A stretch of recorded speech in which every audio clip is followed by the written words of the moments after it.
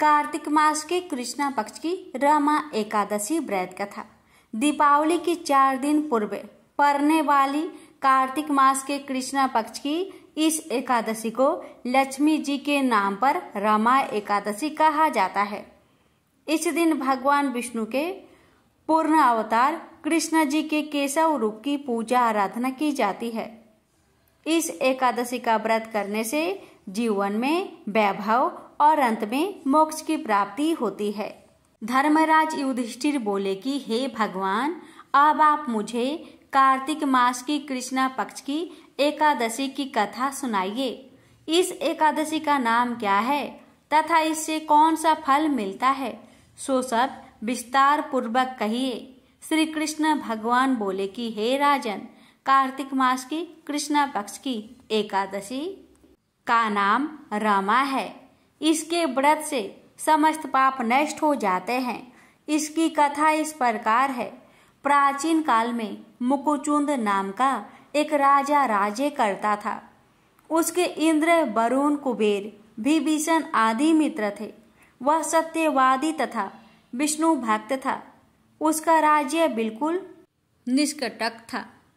उसके एक उत्तम चंद्रभागा नामक लड़की उत्पन्न हुई।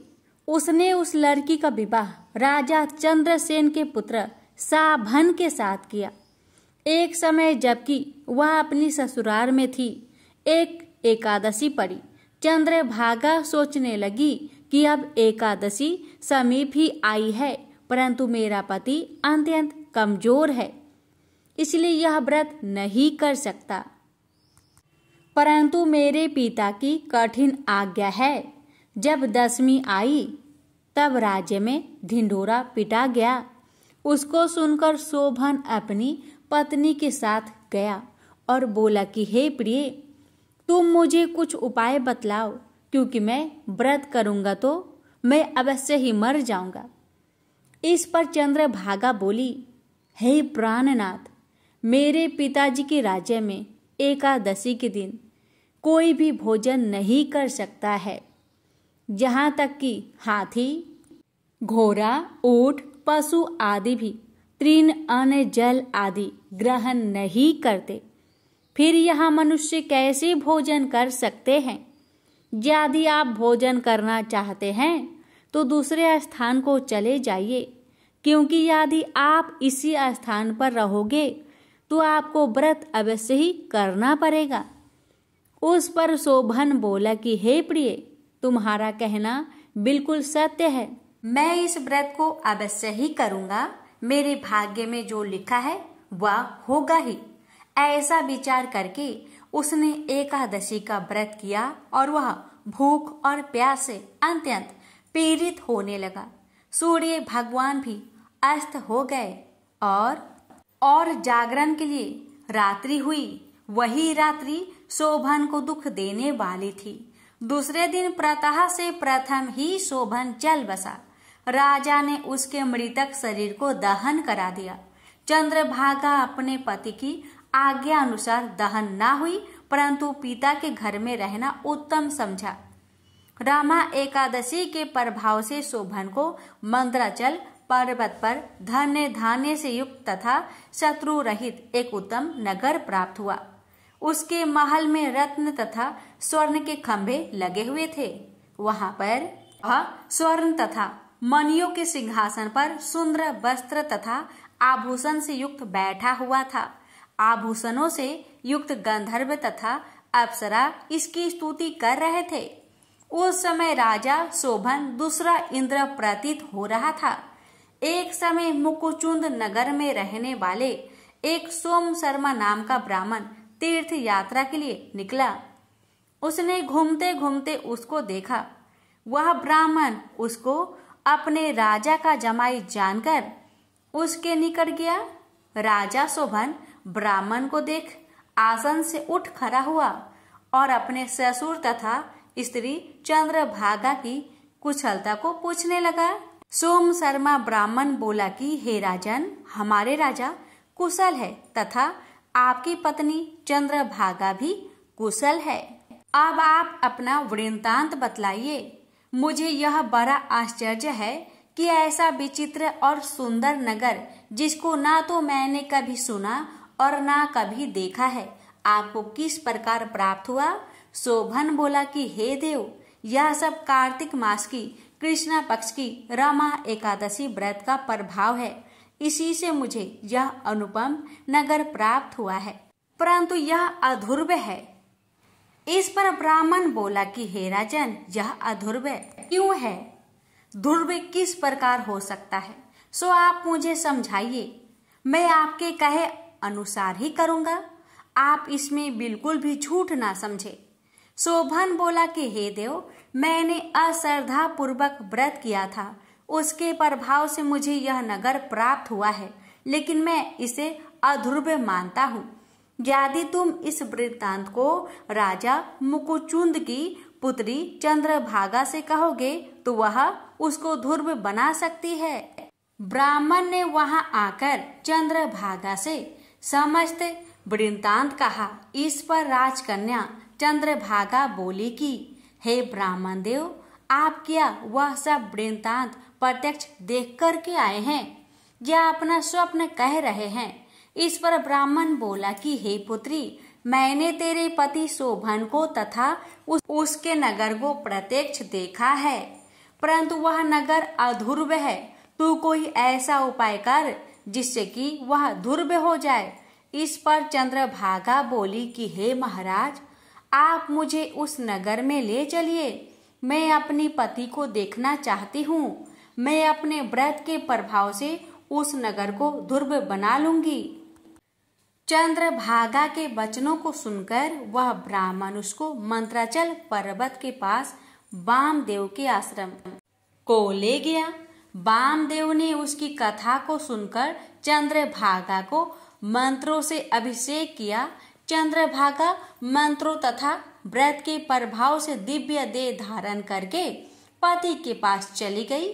शोभन ने अपनी स्त्री चंद्रभागा को देखकर प्रसन्नता पूर्वक उसे वाम अंग में बैठाया। चंद्रभागा बोली कि हे प्राणनाथ, अब आप मेरे पुण्य को सुनिए। जब मैं अपने पिता के गृह में 8 वर्ष की थी, तब ही से मैं स्वविधि एकादशी का व्रत करने लगी हूँ। उन्हीं व्रतों के प्रभाव से आपका यह नगर ध्रुव हो जाएगा और समस्त कर्मों से युक्त होकर प्रलय के अंत तक रहेगा। चंद्रभागा दिव्य रूप धारण करके तथा दिव्य वस्त्र अलंकारों से सजकर अपने पति के साथ आनंद पूर्वक रहने लगी और शोभन उसके साथ आनंद पूर्वक रहने लगा। हे राजन, यह मैंने रमा एकादशी का महात्म्य कहा है।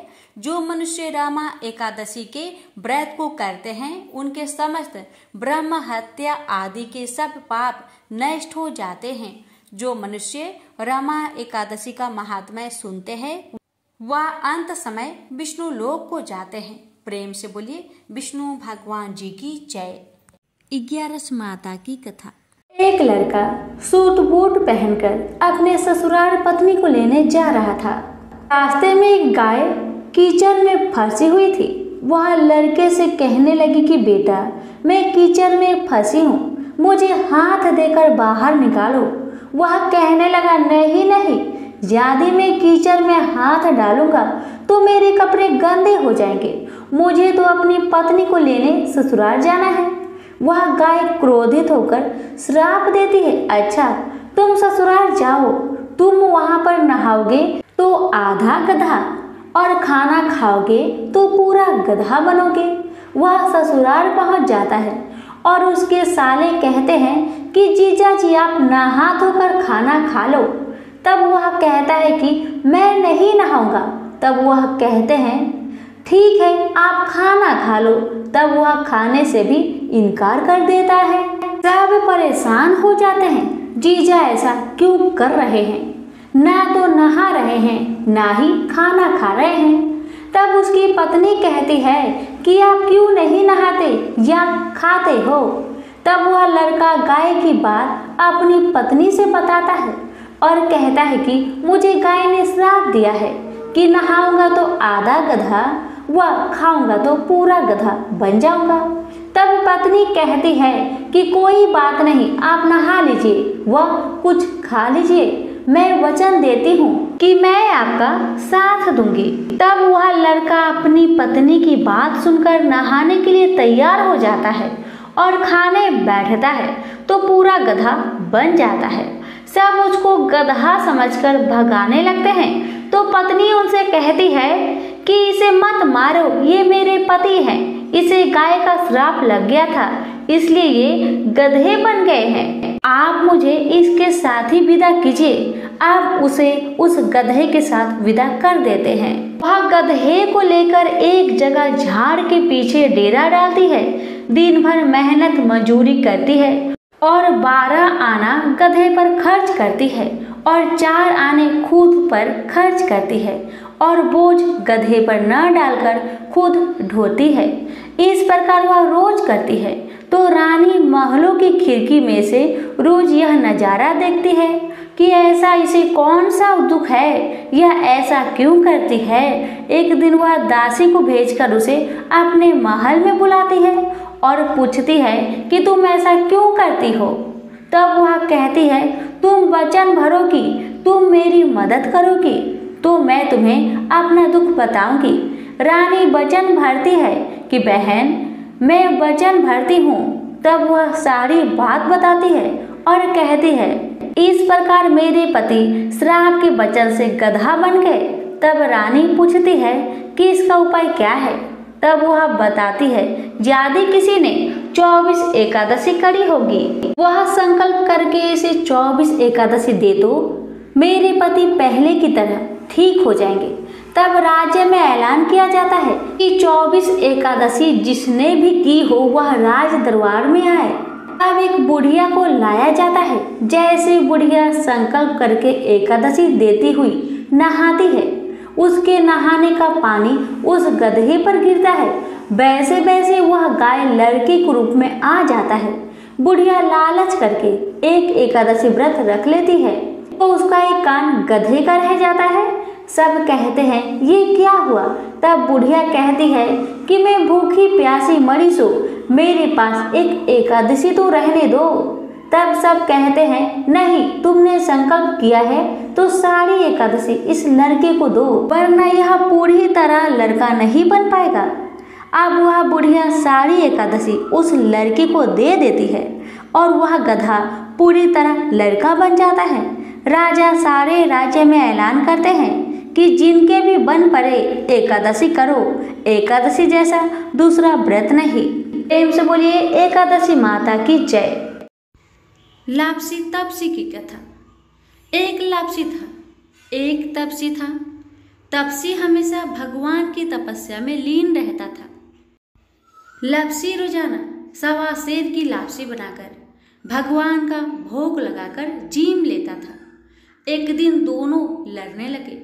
लापसी बोला, मैं रोज भगवान की तपस्या करता हूँ इसलिए मैं बड़ा हूँ।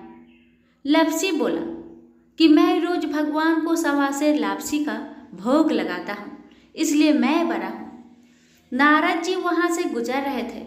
दोनों को लड़ता देखकर उनसे पूछा कि क्यों तुम लड़ रहे हो। लापसी ने खुद को बड़ा होने का कारण बताया और तपसी ने अपना कारण बताया। नारद जी बोले, तुम्हारा फैसला मैं कर दूंगा।